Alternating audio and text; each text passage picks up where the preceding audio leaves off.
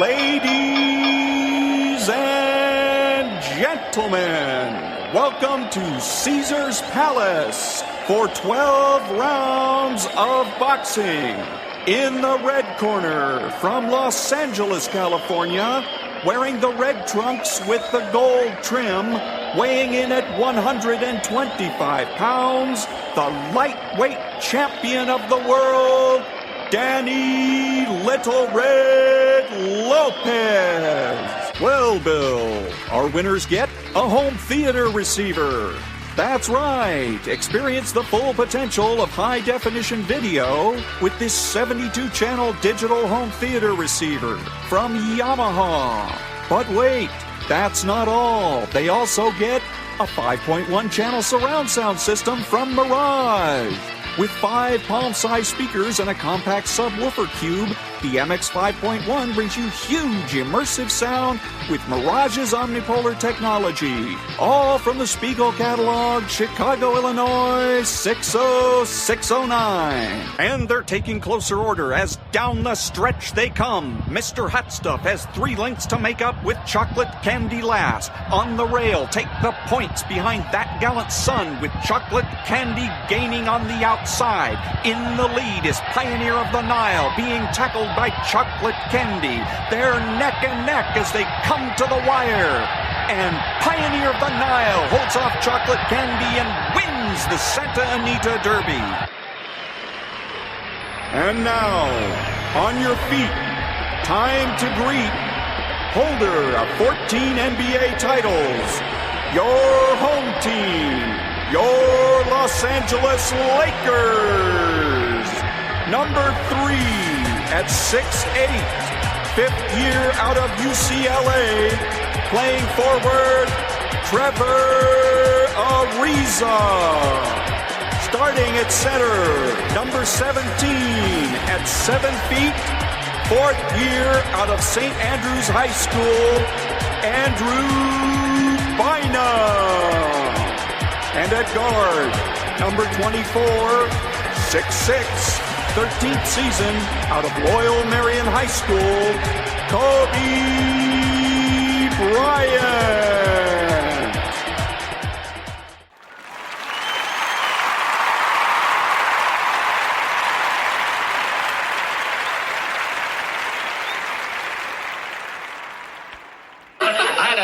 I had a carton of Quick strawberry milk, and right on the carton it said America's favorite strawberry milk. It must have come down to 2 options. Should we go with favorite or only?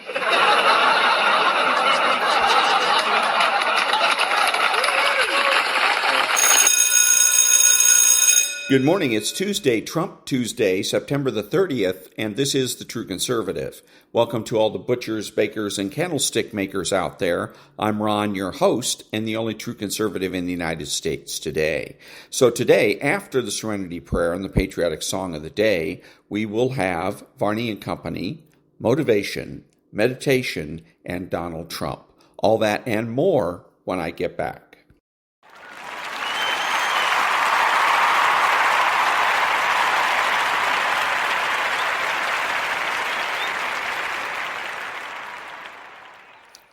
God, grant me the serenity to accept the things I should not change, the courage to change the things I should, and the wisdom to know the difference. Amen.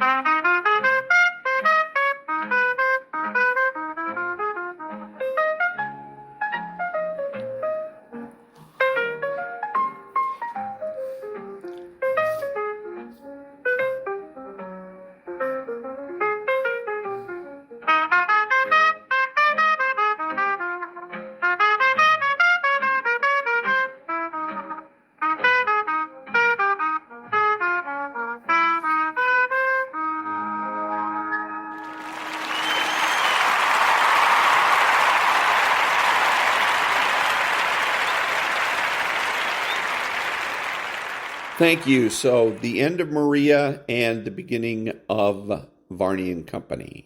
Varney and Company on Fox Business. When you're talking about money, you have to be clear. On this show, we give it to you straight. Stewart has the no-nonsense analysis of the numbers. Varney and Company on Fox Business. Invested in you.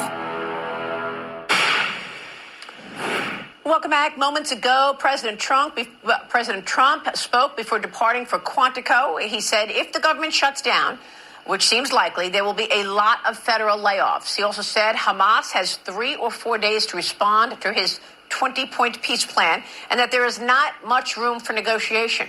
He wants all the hostages back, and he wants good behavior from Hamas. The president confirmed if Hamas rejects this deal, he will support Israel in doing what they need to do to destroy Hamas altogether. Thank you, Tiana Lodesher and Ryan Payne, for joining us this morning. Great to talk with you, and have a great day, everybody. We'll see you again tomorrow. Varney and Company picks it up. Stu, take it away. All right, good morning, Maria. Good morning, everyone. As usual, it is a busy day for President Trump. Yeah, he's right in the middle of the action. The tariffs keep on coming. The president has slapped a 10% charge on lumber. This adds to the 25% charge on furniture and cabinets. The president says this will support local industries and support national security. Peace in Gaza is now up to the Palestinians. Trump's plan calls for Hamas to release all the hostages and give up their weapons. If they don't, Netanyahu says the Israelis will, quote, finish the job. There is a report that the Palestinians have now been shown the plan and will review it, quote, in good faith, their words. In the next few hours, President Trump and Defense Secretary Hegseth will address top military brass. Hundreds of generals and admirals have been summoned to Quantico. Trump says it's all about morale, the military's esprit de corps. To the markets, no obvious response to the possible government shutdown. Modest selling so far this morning. Look at that, not much red ink. Dow off 60, S&P down 7, NASDAQ down 11 points. All right, Bitcoin, the quote there is $113,000 a coin. Treasury yields, not much change there. The 10-year Treasury at 4.14. The 2-year Treasury coming in around 3.62 right now. Gold, still at record levels or close to it, $3,846 per ounce. On the show today, the New York Times as a poll, and it shows dramatic decline in support for Israel. For the first time ever, more people support the Palestinians than the Israelis. Hamas has lost the military battle, but they appear to have won the public opinion. That is not good. Regrettably, hostage-taking has become acceptable. We look at politics in the pulpit. Cardinal McElroy delivers a homily at St. Matthew's Cathedral in D.C. He takes a strong position opposing President Trump's deportation policy. He says it has produced fear and terror among millions of men and women. He asks, are we being good Samaritans to the migrants who are strangers in our midst? The Cardinal received a long standing ovation. We cover it all on this Tuesday, September 30th, 2025. Varney and Company is about to begin. And Stuart Varney is on Fox Business. And so that's what I expect. When I tune in, I expect to get business. But instead, I get a little bit of business, I get a little bit of politics, and I get a little bit of pop culture. It's gaslighting. Non-profit news now. Back in a minute.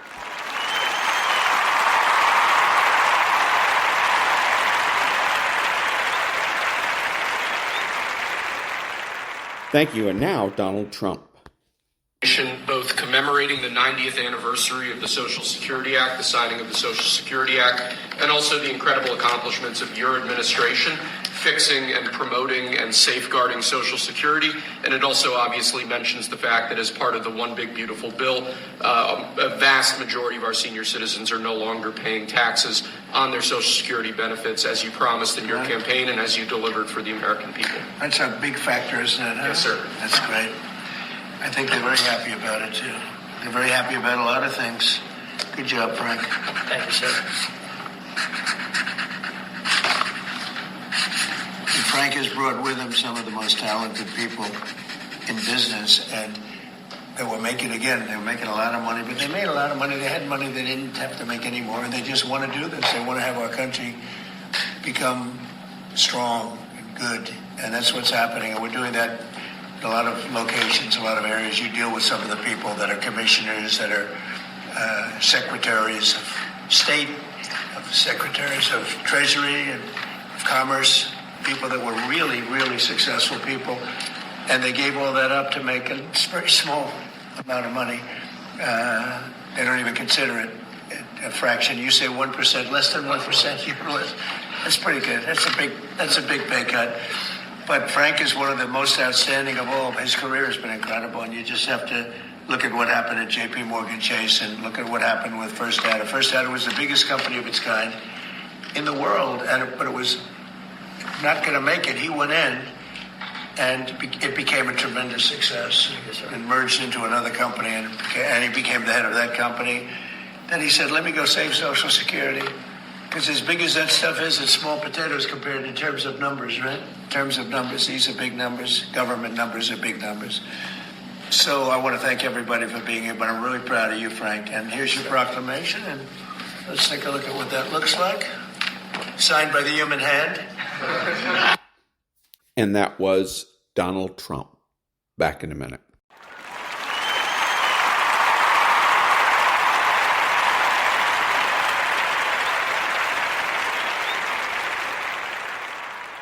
Thank you. Now a little bit of Maria Bartiromo, and she's going to be interviewing a Democrat congressman from California, Ro Khanna. Senate will vote today on the House-passed bill, which keeps government funded into November.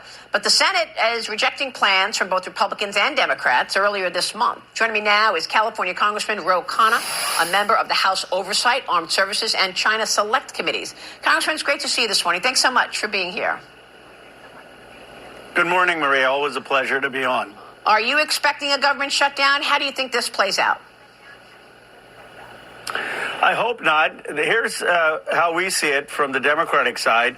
First, we want a commitment that whatever Congress passes, the president will spend. I mean, the reality is that the president has not been willing to commit to actually spending what Congress appropriates. And in some cases, he's had this theory of impoundment or rescission, that he can just do whatever he wants. So what's the point of having a negotiation if he's not going to commit to actually living by what we authorize? And the second, as you pointed out, is to get the Democratic votes, we need to make sure that either there's a reversal of the Medicaid cuts or there's not going to be a tax hike on millions of Americans who are on the ACA, whose health care is going to go up almost 80%. Final point is the Republicans have the votes. They can pass it through the Senate, the House, the presidency. They have the power. They can get rid of the filibuster and do this tomorrow. Yeah, but you don't want them to get rid of the filibuster. Nobody wants to get rid of the filibuster. They want the 60 votes and to have regular order. Look, Republicans have been on this program this morning, Congressman, and what they keep saying is that the Democrats want to make it easier for illegal immigrants to get health care. And while they say they want to return to pre-COVID spending, there is no effort on the Democrat side to return to pre-COVID spending if you're adding $1 trillion in health care spending. Your response? First of all, the filibuster, I've been consistent. I called for eliminating the filibuster when Joe Biden was president. I think they should do it now. They already have eliminated it for so many things like the presidential appointment. So if they want to pass a budget, they're in power. They have the Senate, they have the House, they have the presidency. They can do it tomorrow. In terms of health care, the reality is they're just not being honest. The amount of money that actually is going towards people who are undocumented is such a small portion of the Medicaid cuts or the Affordable Care Act, if at all. And so we can argue that point, but the reality that even the vice president would acknowledge, and anyone who looks at the numbers will acknowledge, is 90 to 95% of the funding we're talking about is talking about funding for American citizens. And what they're doing is they cut already Medicaid funding. It's going to hurt, as Josh Hawley has said, rural hospitals. It's going to hurt people who are 90 million Americans below $75,000. And now they're talking about anyone who's on the exchanges having a tax on them of 80% increase on their health care premiums. Now, do you work? And so what we got here is she's supposed to be conducting an interview, but really what we got here is a debate. And she's the one that really encouraging the House member here to go ahead and engage in a debate with her. Now, if she's going to do that, she's going to debate, then she may as well get into it. If he starts telling lies, which is what he's doing here, telling lies about the president, telling lies about the filibuster, etc., she needs to call him out on it and say, excuse me, Mr. Representative, but you're lying. Put him on the spot. Make him prove his point. Don't just sit there and give this guy free airtime. So again, this should be an informational interview so that we are getting information, especially politically, so that we are better informed voters. But instead, we end up with basically what amounts to entertainment. And entertainment so that Fox News can get higher ratings and Maria Bartiromo can get a bonus or something. Nonprofit news now. Back in a minute.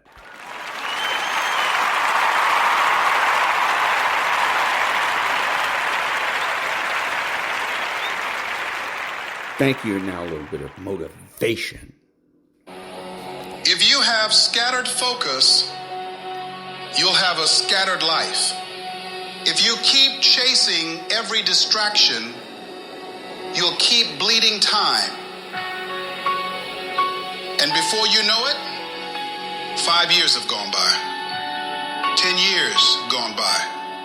And you're no closer to your goals. You drifted. And the drifting turns into habit. And the habit turns into your life. A life that you never wanted. Don't let that happen. Don't allow yourself to fall down that path of complacency, of doing the easy things, getting caught up in frivolous activities or politics or gossip or what everyone else is doing. You've got to focus on you. Focus on your thoughts. Stop letting the wind take you whichever direction it blows. You've got to make a deliberate and determined effort to guard your mind and point it at what you're working to achieve. What do I really want? What's my outcome? What's my result? Let's try to make this clear, because that's what's going to drive us to move forward. Where focus goes, energy flows. Clarity equals power. The more clear you are exactly what you want, the faster and easier it is to achieve. Let's imagine the day only went to 1 p.m. Obviously, you couldn't get everything in. So what do you have to focus on? If you're going to have done by 1, what do you have to focus on? The major priorities done by 1. To write it down. You see, this next week, one of the most important outcomes for me to get this week in my business, and you just write those outcomes out, not your action items, the outcomes. If you do that and nothing else, you'll be ahead of the game. But subconsciously, most people don't even believe they deserve the success. So they end up sabotaging themselves or not going all in on things. Our brain, if we think that we're not entitled to a lot of success, creates something called success barriers. Our brain actually blocks out all these cool opportunities that we have to have success because our brain just thinks that we're not deserving of success, so it'll block it out.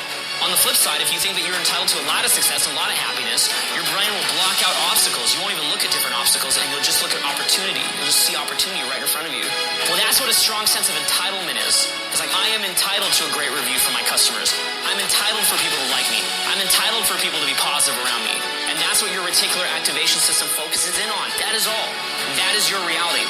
Start working and developing yourself now and prepare yourself for what it is that you want, because you expect to get it. A person that truly wants to be successful, they kind of show themselves. They're not the ones hiding. They're not the ones constantly celebrating. They're the ones that show up early. They're the ones that leave late. You get people that say, oh, listen, you don't have to work harder. You got to work smarter. No, you got to work harder and you got to work smarter. You got to do both of them. It's not a substitute. So when you find those individuals, they're not easily distracted. They come in, they ask for more work. They're the ones that are asking for pressure situations. They're not worried about when you criticize them or when you give them feedback, they go, I got it. They're going to improve themselves and make the adjustments needed to win. Staying dialed in on the end result. But you got to crave that end result so intensely that the work becomes irrelevant. So Brown wakes up every day and does what he does because he knows what he's going after. It's specific. And that's why I wake up with so much passion today, because I know what I'm going to get. You know exactly what you want. You know exactly what it tastes like. You know what it looks like. You know what it smells like. desire.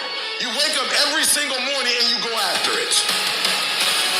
The most successful people in the world are the most successful people in the world because they have clarity on what they want. People look at those of us who are successful like we're superhuman. We're not. We're normal people like you. We're problems just like you. The only difference is we wake up with clarity. A part of your 10,000 hours of working on your gift is also 10,000 hours on shutting out everything else. Stuff is going to happen. The stuff that you can't control, forget about it. You're going to stop wasting energy and effort on stuff you can't control. But the stuff you can control, I want you to own it. If you got a 90-minute block, I want you to own that 90-minute block. If you got 45 minutes, I want you to own that 45 minutes. Because I'm telling you, if you can own that 45, if you can own that 90, things are going to change. This is going to be the best year of your life. So every morning, make it a practice to actually just imagine the payoff, the benefit, the contribution, the art, the thing that you do and are doing and do contribute. If you can do that more often, you'll be more fired up and you'll stay back on track. Keep dreaming. Keep looking at your dream. Keep your mind locked in on the dream. Keep focusing on the dream. And you'll get it. And that was a little motivation. Back in a minute.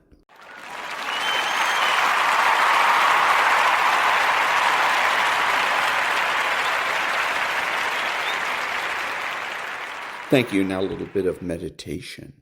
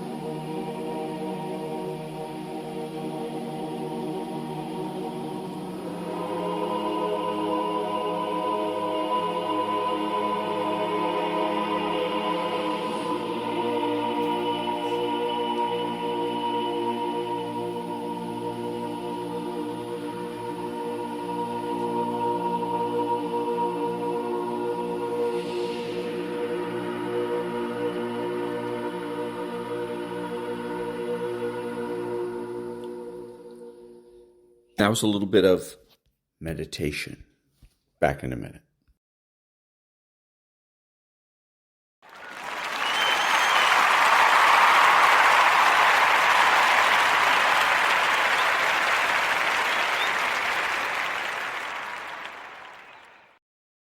Thank you. Now, Maria Bartiromo and Sam Altman. We spoke with him recently. Here's what he told me. Watch. Sam, what do you want to say to those people who think they're on the losing end of this proposition? I super get the anxiety, and I feel it myself. There we go. So she asked an open-ended question. What do you want to say to people. The problem with open-ended questions is that they're uninformative. I want and am looking for information. That's why I tune into Fox Business and more specifically Maria Bartiromo's show. I want information about stocks, of business, etc. And so what she should be doing is asking closed-ended questions that require yes or no answers. But she lets him off the hook by asking him an open-ended question. So why does she do this? Simple. Her job is twofold: to fill airtime, the airtime between commercials, and secondly, to get ratings. So what she's doing now is an example of her filling airtime. She doesn't want to have to talk. That's too much work. To work for her millions of dollars, that's just ridiculous, especially when she can get somebody else to do it for her. So she gets Sam Altman on, she asks him a leading question, an open-ended question, and then sits back while he blathers on for 5 minutes or so and helps her fill airtime. Non-profit news now. Back in a minute.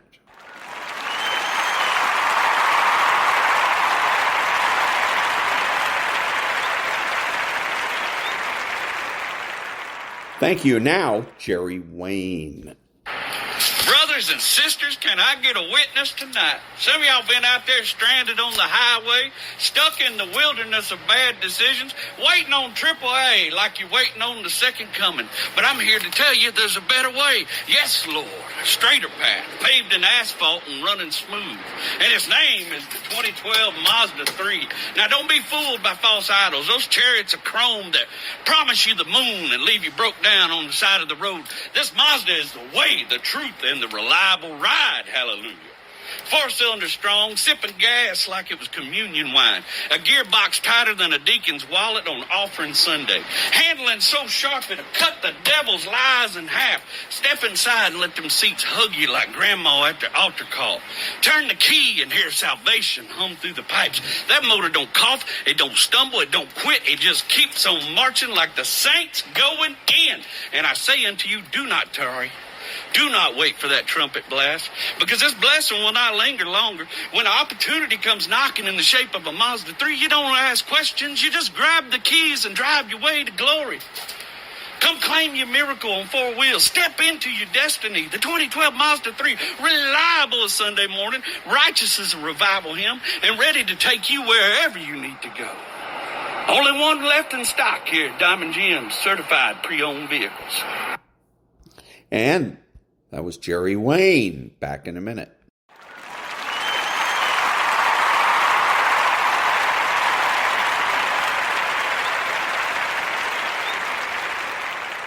Thank you. Now, Nigel Farage.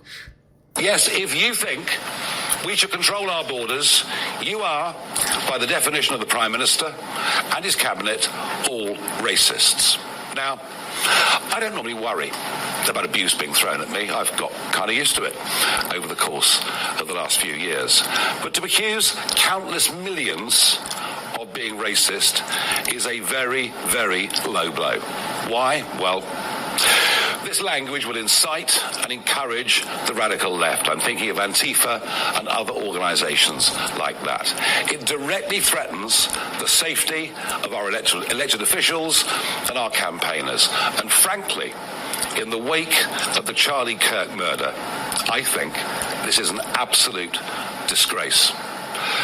I used to think the Prime Minister was a decent man, somebody that I could talk to and chat to. We might disagree on worldview, but I thought he was a profoundly decent human being. I am completely shocked at his behavior. I hope when he wakes up tomorrow morning, he feels ashamed of what he has done. This is a desperate last throw of the dice from a Prime Minister who's in deep trouble. Yeah. And that was Nigel Farage. Back in a minute.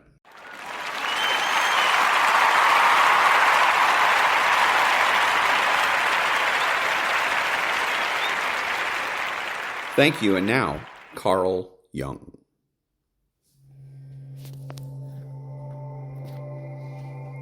Have you ever wished to be someone who is unshakable? Someone who doesn't care about criticism, rejection, loss, or betrayal? Have you ever dreamed of the day when you will finally stop feeling that silent pain, that anguish that eats you up inside, even when you pretend to be fine on the outside? Maybe you're tired of trying to please everyone, of maintaining an image that requires strength all the time, when in reality, all you wanted was to rest, just for a moment, from the pressure of being untouchable. But let me tell you something that perhaps no one has had the courage to say. As long as you try to avoid pain, it will continue to control you. As long as you try to numb yourself, to protect yourself, to hide, you will remain a hostage to everything that happens around you, to the words that hurt you, to the actions that disappoint you, to the silences that kill you inside. And this is not weakness. This is the reality for most people. The difference is that some pretend better than others. Carl Jung, one of the greatest names in depth psychology, said that we are not what happens to us, but what we choose to become. And that's where the key lies. It's not about shielding yourself from the world. It's not about becoming cold, indifferent, or untouchable. It's about integrating. It's about bringing to light everything that currently affects you in the dark. Because true strength is not the absence of pain, but the full awareness of who you are, even when you are bleeding. If you've made it this far, it's not by chance. This video is for you who are tired of hurting yourself with everything and everyone. It's for you who feel that you are always at an emotional disadvantage, as if other people have a power over you that you don't understand. I want to show you that it doesn't have to be this way, but for that, you will have to face some truths that may hurt. And perhaps, for the first time, this pain will set you free. Let's get started. You believe that what hurts you is out there, in the actions of others, in poorly chosen words, in the abandonments you have suffered, in the betrayals you did not expect. But the truth is brutal. None of this really has the power to hurt you, unless there is already an open wound inside you. What hurts you is not what others do to you.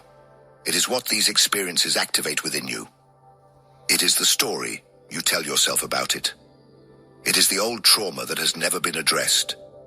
It is the emptiness you disguise with strength, with pride, with that desperate need to seem well-adjusted.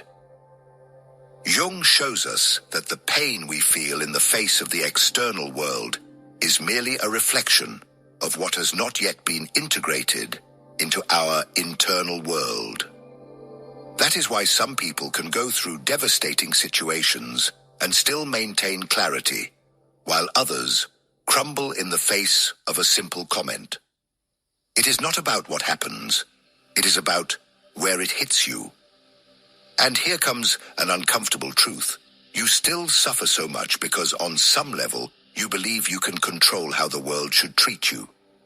You are still trying to be good enough, smart enough, strong enough, understanding enough, as if that guarantees that no one will hurt you. But control is an illusion, and as long as you cling to it, you live in constant tension, trying to predict the unpredictable, trying to avoid the inevitable. Do you want to stop suffering? Then stop protecting yourself from suffering. What you need is not more control, but more awareness. As long as you believe that people need to change for you to stop feeling pain, you will remain enslaved by the actions of others.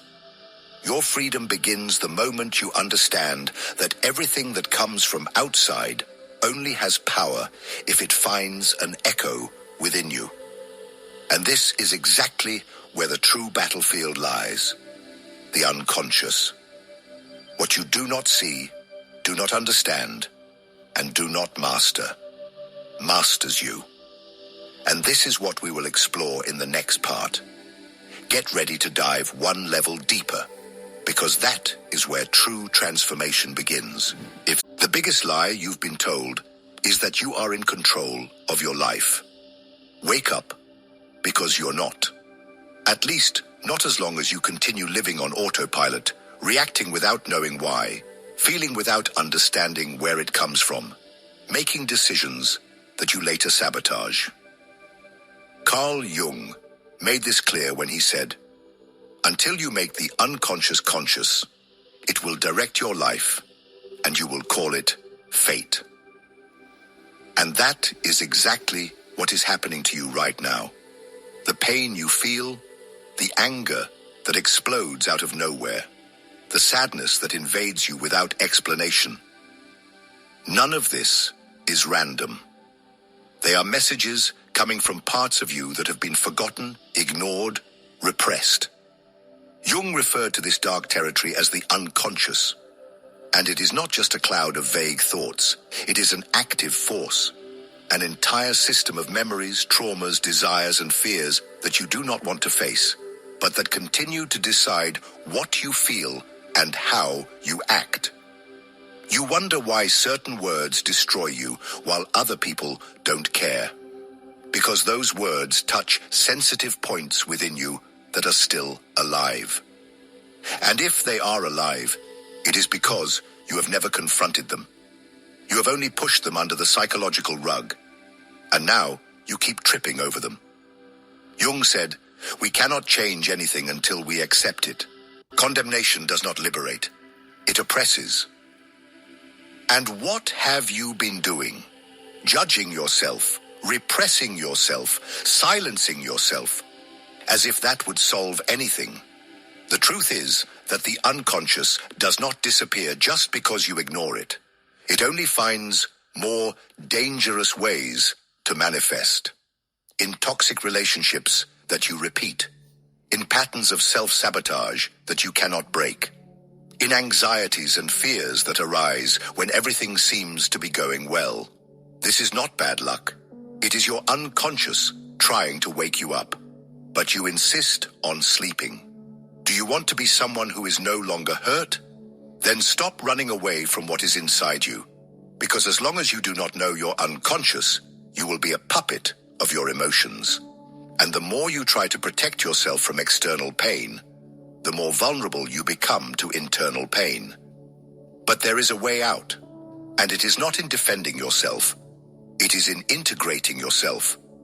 Because becoming untouchable is not an act of resistance, it is an act of deep knowledge. This is what we will see next. What does it truly mean to be someone who is unshaken? And why does this strength not come from armor, but from acceptance? Let's continue.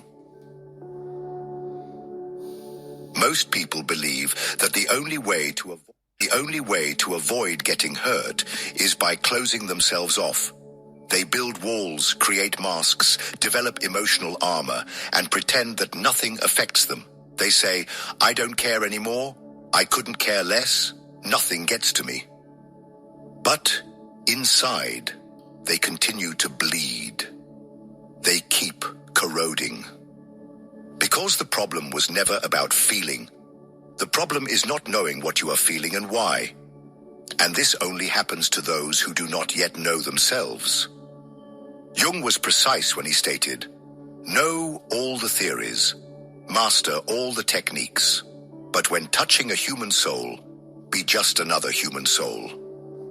And that human soul you insist on hiding behind a strong, invulnerable, controlled character. It is screaming to be seen.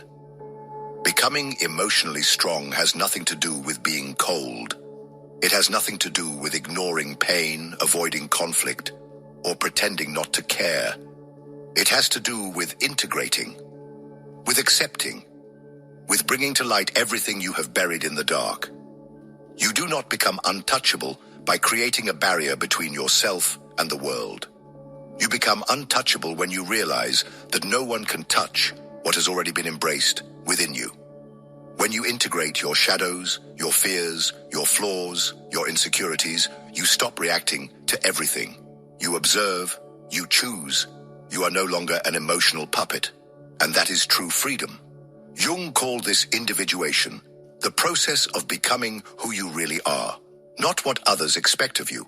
Not what you thought you should be to be accepted. But what emerges from within.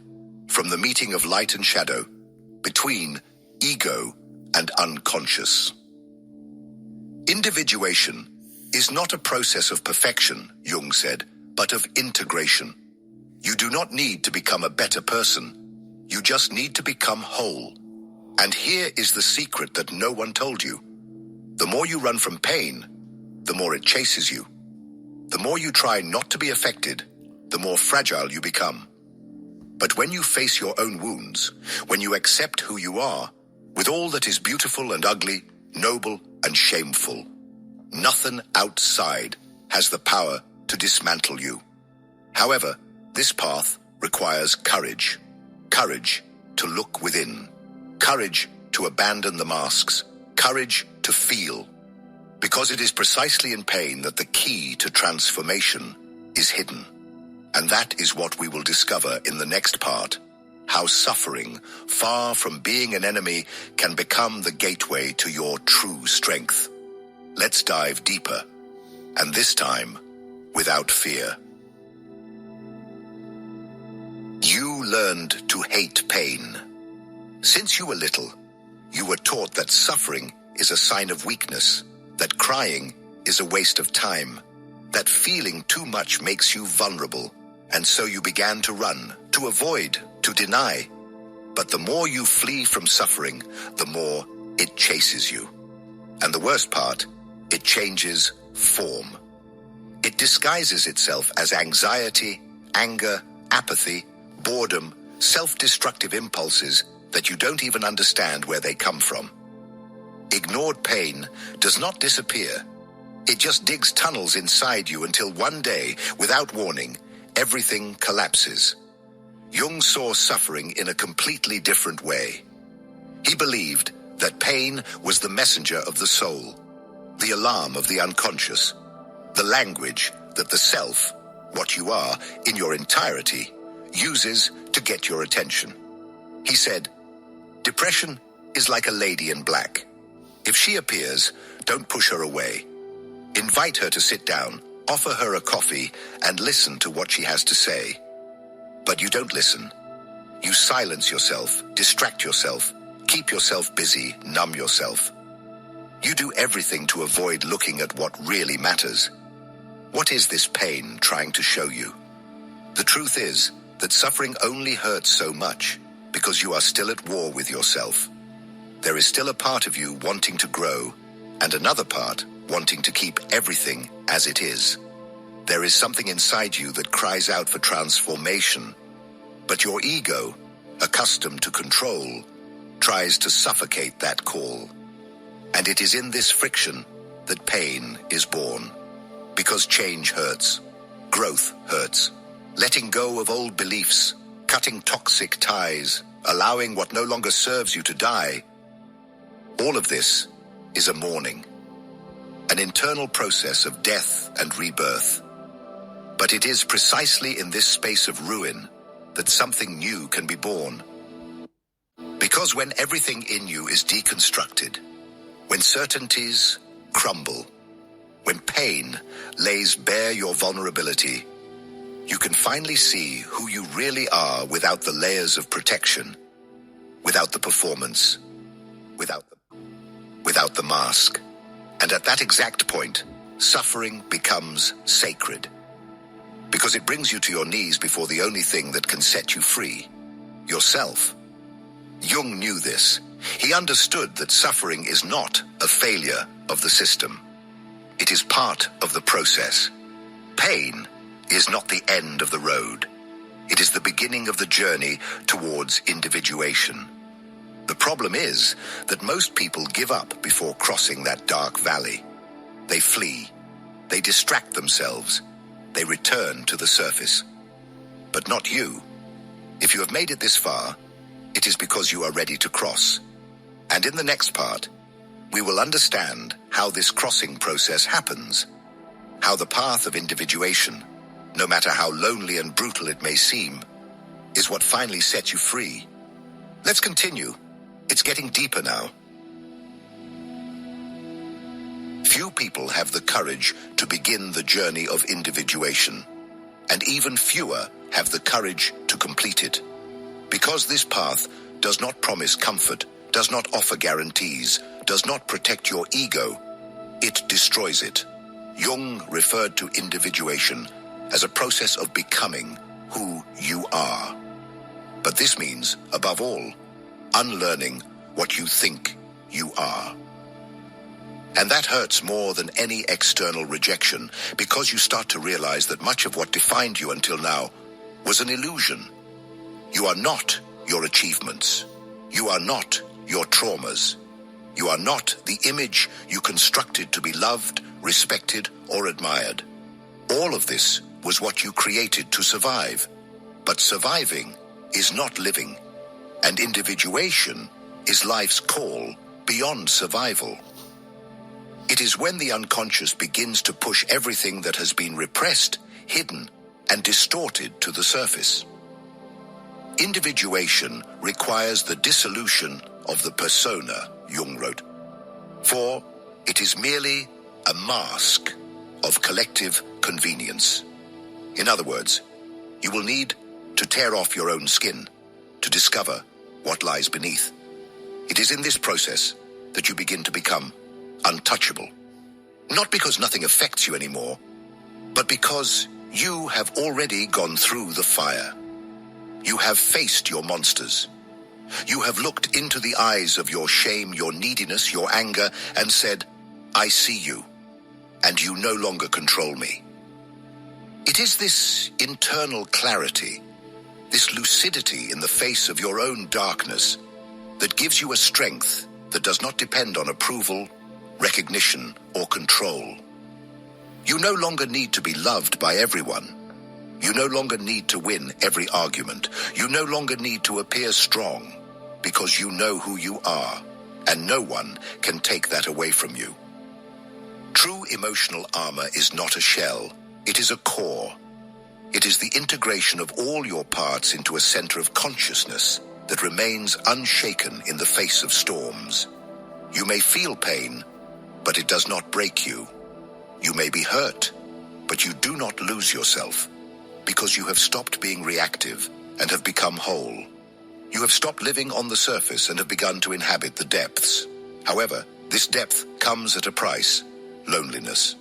Not because you will be alone, but because few people can accompany you on this journey. Most are still trapped on the surface in masks, in the fear of feeling. And when you begin to free yourself, you inevitably distance yourself. But this distancing is not rejection. It is maturation. You do not distance yourself out of pride. You distance yourself because you no longer fit where you once hid. And this brings us to the final point of this journey. Consciousness as a shield. Because it is not strength that protects you. It is clarity. This is what we will discuss in the last part. Consciousness as the only state in which nothing, absolutely nothing, has more power over you. Let's finish this crossing together. We are almost there.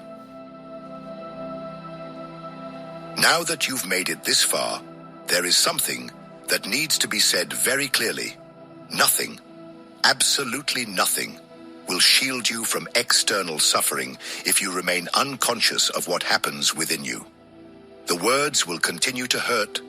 The rejections will continue to sting. The losses will keep bringing you down until you awaken. And awakening is not a magical event. It is a daily choice. It is looking within even when it hurts. It is taking responsibility for everything you feel without blaming others, the past, or fate anymore. Carl Jung said, "What you resist persists. What you accept transforms." You have spent your whole life resisting. The fear of not being enough, the emptiness of rejection, the pain of loneliness, the anguish of not feeling seen. But what did you do with that? You hid. You silenced yourself. You tried to control everything. You tried to be perfect. You tried to be strong. And all of this has brought you here, exhausted, tired of fighting against the world and against yourself. But now you know. True emotional immunity is not hardness. It is clarity. It is not about creating armor. It is about expanding your awareness. Because when you understand your triggers, your patterns, your wounds, the actions of others lose the power to destroy you. You still feel, but you don't drown. You still suffer, but you don't lose yourself. And that changes everything. What shields you is not protecting yourself from life. It is diving into it deeply. Those who live on the surface get hurt by any wave. Those who dive know that there is silence, stability, and power down below. And that is where you're headed. And when you start to live from that place of integration, presence, acceptance, the world may try to knock you down, but it no longer finds where to hit you. And that was a little bit of Carl Jung. Back in a minute.